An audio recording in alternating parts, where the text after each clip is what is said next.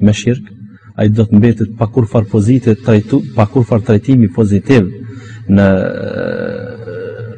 çështjet e madje edhe të kësaj jete. Pra, nuk lejohet as të martohemi me të, e as ta martojmë, pra as të japim vajzën, e as nëse është vajzë ta martojmë. Përparësia e njeriut i cili nuk bën shirk qëndron mu në këtë fakt, edhe nëse themi kushtimisht, edhe nëse është i dështuar, edhe nëse ka bërë vepra të këqija, edhe kështu me radhë, megjithatë shpresa e tij në mëshirën e Allahut nuk është e pavend.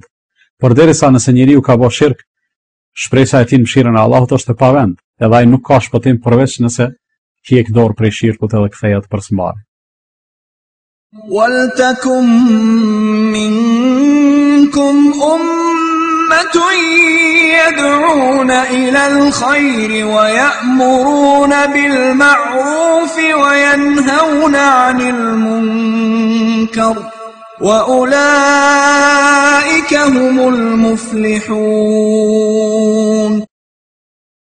Ato liva që përmbajnë tauhid dhe përmbajnë besim të pastër, ato të avancojnë, dhe ato të përhapen, dhe ato të shiten. Dhe ato që kanë shirk në vete, ato që promovojnë shirkun, ato duhet ndalohen dhe stopohen me gjitha mundësi që ne i kemi ato. Qoftë edhe me tërheqjen e vërtetës popullit nga xhallar që mos i blen këtu ato. Kjo nga njëra. E dyta, çka i mbet xhamatit, se këtu dyja takon xhallarëve.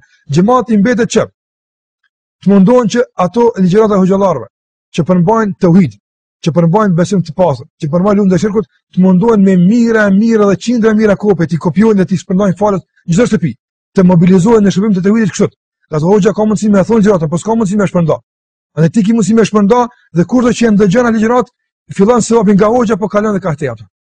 Muslimanët duhet ta njohin fenë e tyre prej së afërt, të lexojnë, të shkollohen, të arsimojnë, të ndjekin kurse të ndryshme, të pyesin hoxhallarët për veprat të ndryshme, edhe ato që ju duken se janë të thjeshta dhe mund t'i dinë vetë, nuk bëhet ndonjë shpenzim nëse ata konsultojnë një njeri të ditën me ato lidhur me atë vepër të caktuar. Në qoftë se një musliman shef njerëz të tjerë që i bën Allahut shirk, atëherë me gjitha mundësitë e veta që ka, duhet mundohet që t'i ofrojë argumente bindëse që t'i largohen një veprimi të tillë.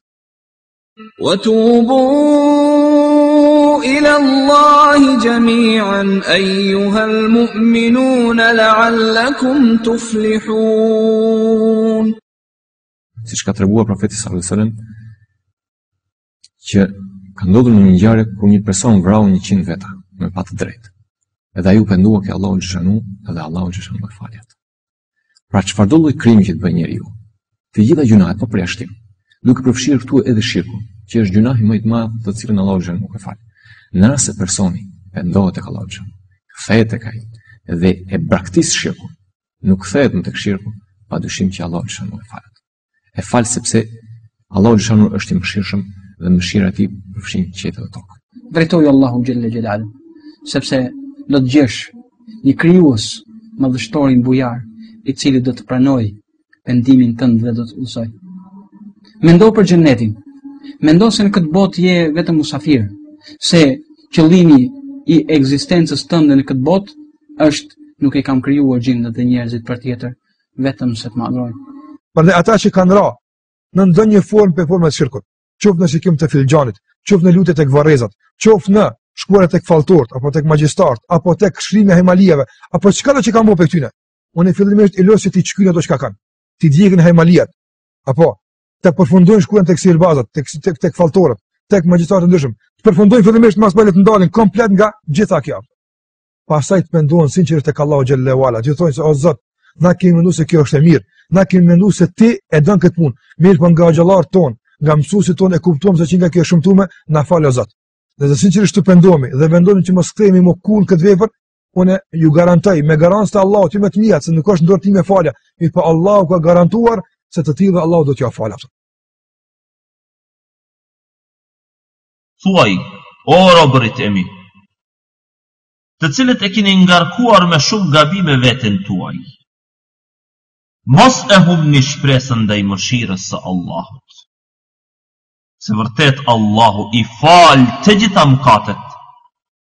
Ai Allahu është që shumë fal dhe është mëshirues. La ilaha illallah Muhammadur Rasulullah, there's no God but Allah.